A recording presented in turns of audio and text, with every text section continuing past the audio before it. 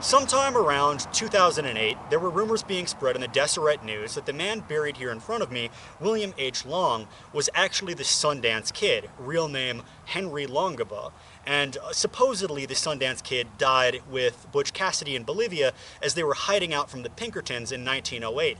They got into a shootout, and it said that it's very likely that the Sundance Kid died because they all heard a shout that sounded very similar to Butch Cassidy before he shot himself in the head. And this became a tourist attraction. People come from all over the world to go see the grave of Butch Cassidy and the Sundance Kid.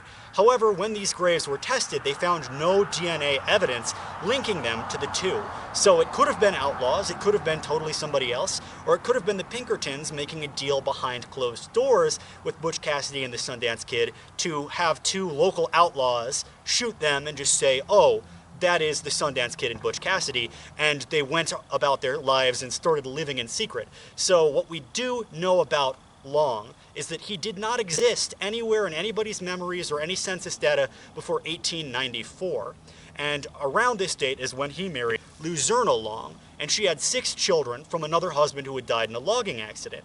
And these children he adopted, and they all seemed to remember him as a kind man who never talked about his past. They knew he came from Wyoming and that he was a cowboy and a rancher, but they sort of suspected that he was something of an outlaw because he kept real quiet.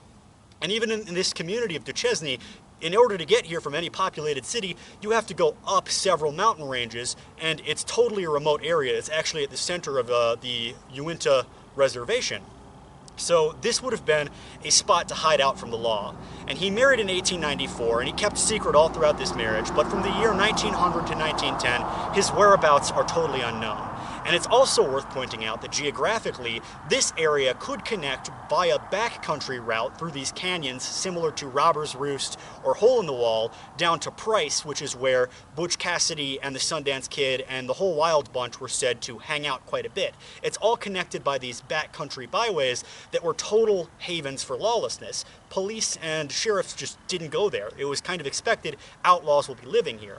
And so around 1936, it said that Long's wife was ailing to the point where she needed almost round-the-clock attention.